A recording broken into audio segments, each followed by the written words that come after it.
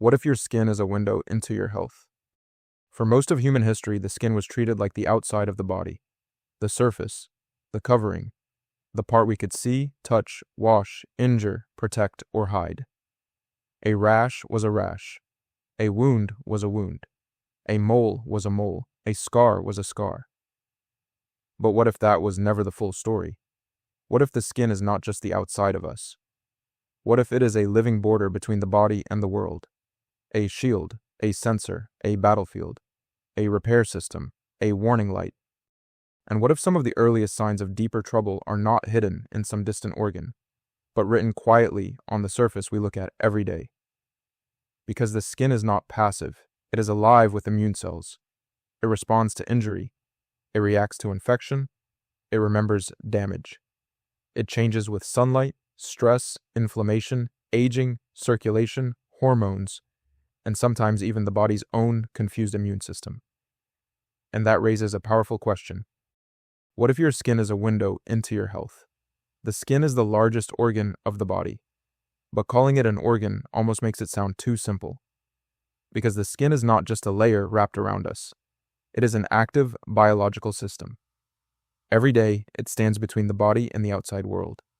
It keeps water in, it keeps danger out. It helps control the temperature. It senses pressure, pain, heat, cold, and touch. It helps protect against bacteria, viruses, toxins, and injury. But even more than that, the skin is part of the immune system's front line. It is one of the first places where the body asks a question. Is this harmless, or is this danger? And when the body senses danger, it responds with inflammation. Inflammation is not always bad. In fact, without inflammation, we could not heal. When you cut your skin, the body does not simply close the wound like a zipper. It sends signals. Blood vessels change, immune cells arrive. Clotting begins. Damaged tissue is cleared away. New cells move in. Collagen is laid down. The wound slowly rebuilds itself. A simple scratch is not simple at all. It is a construction site, a rescue mission, a controlled fire designed to burn just long enough to protect and repair. But fire is only useful when it knows when to stop. And that is where the story becomes deeper. Because inflammation can heal, but inflammation can also linger. It can become chronic, quiet, persistent. Not the sudden redness of a fresh injury, but a low-burning biological signal that does not fully shut off. And when inflammation becomes chronic, it can reshape the body over time. It can affect blood vessels. It can affect joints. It can affect metabolism. It can affect organs. It can affect the immune system itself. And sometimes one of the places where this hidden process becomes visible is the skin. That is why certain skin disorders may be more than cosmetic problems. They may be signs that the immune system is overactive, confused, or locked into the wrong pattern. Take psoriasis. To someone looking from the outside, it may appear to be patches of thick, red, scaly skin. But underneath that visible surface is an immune process. The immune system becomes overactive. Skin cells multiply too quickly. Inflammation builds. And what appears on the outside may be connected to deeper inflammation inside the body. For some people, psoriasis is also linked with joint problems, cardiovascular risk, and broader inflammatory stress. That does not mean every skin problem is a sign of something dangerous. It does not mean every rash should create fear. But it does mean the skin should not always be dismissed as just skin. Because sometimes the surface is showing us a deeper pattern. The same is true with other immune-related skin changes. A recurring rash, unexplained swelling, skin that becomes unusually sensitive, wounds that heal slowly, inflamed patches that keep returning, changes that appear alongside fatigue, fever, joint pain, or other symptoms. These are not things to panic over, but they are things to notice, because the body often speaks in patterns before it speaks in emergencies, and the skin may be one of the clearest places to see those patterns begin. Think about wound healing. A healthy wound follows a kind of biological timeline. First, the body stops the bleeding. Then it cleans the damaged area. Then it begins to rebuild. Then it remodels. But when wounds do not heal properly, something may be interfering with the process. poor circulation, diabetes, infection, immune dysfunction, nutritional problems, repeated pressure, chronic inflammation. A wound that will not close is not just a problem in the skin, it may be a message from the whole body. It may be saying, the blood flow is not strong enough. The immune response is not balanced. The repair system is under stress. The chemistry of healing is not working the way it should. That is why medicine pays close attention to wounds. Because a wound is more than an injury. It is a test of circulation, a test of immunity, a test of metabolism, a test of the body's ability to rebuild itself. And when that test fails, it can reveal danger that might otherwise stay hidden. But perhaps the most urgent skin warning signs are the ones connected to cancer. Skin cancer is different from many other cancers because it can sometimes be seen. Not always, not easily, not without training. But sometimes the warning is visible on the surface. A mole changes shape. A spot changes color. A border becomes uneven. A mark grows larger. A place begins to bleed, itch, crust, or refuse to heal. Dermatologists often teach the ABCDE warning signs for melanoma. A is for asymmetry. One half does not match the other. B is for border. The edges may look irregular or blurred. C is for color. The spot may have multiple colors or unusual shading.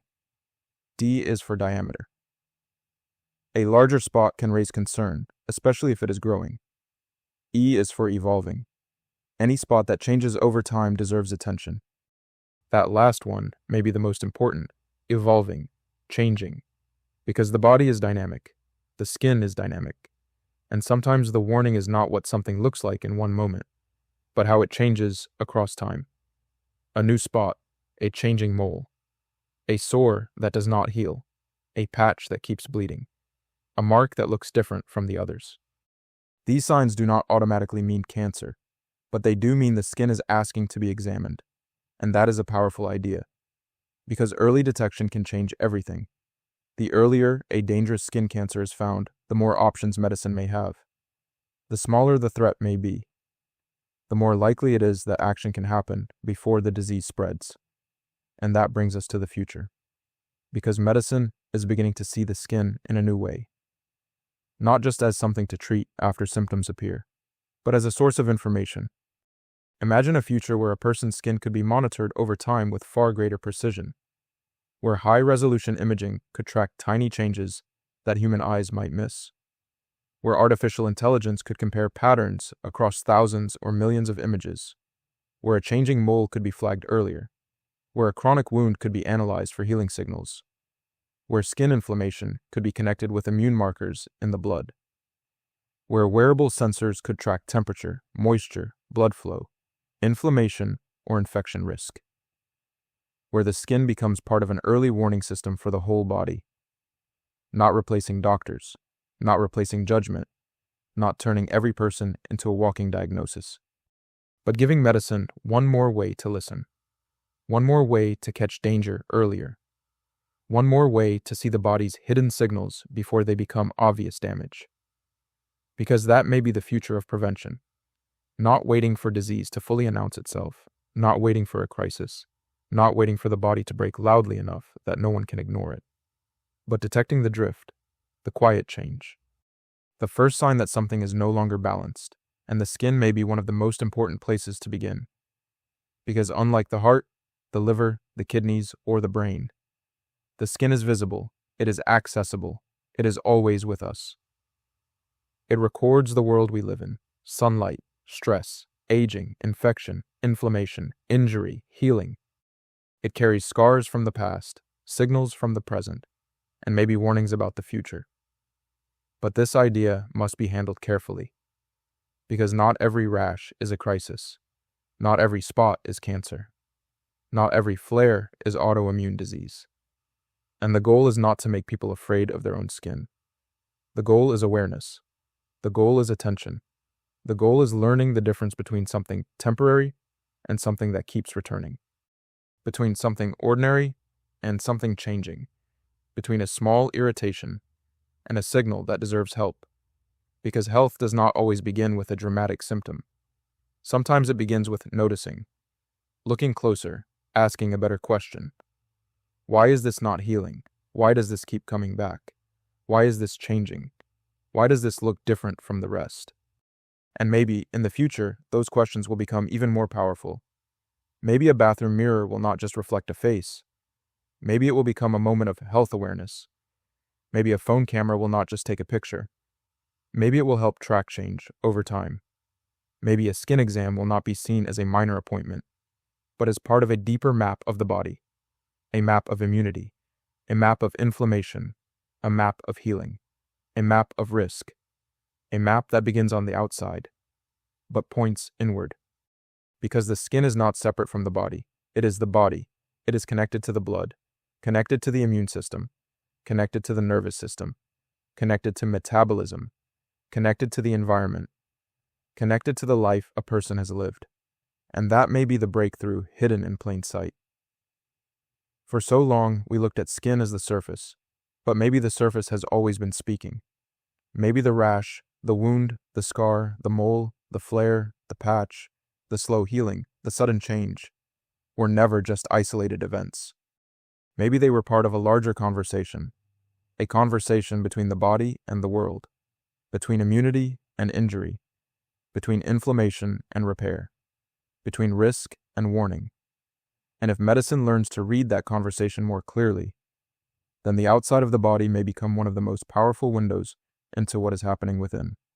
Not a reason to live in fear, but a reason to pay attention, because sometimes the body whispers before it screams, sometimes the warning appears before the emergency, and sometimes the first sign of what is happening deep inside us may be written right there, on the skin.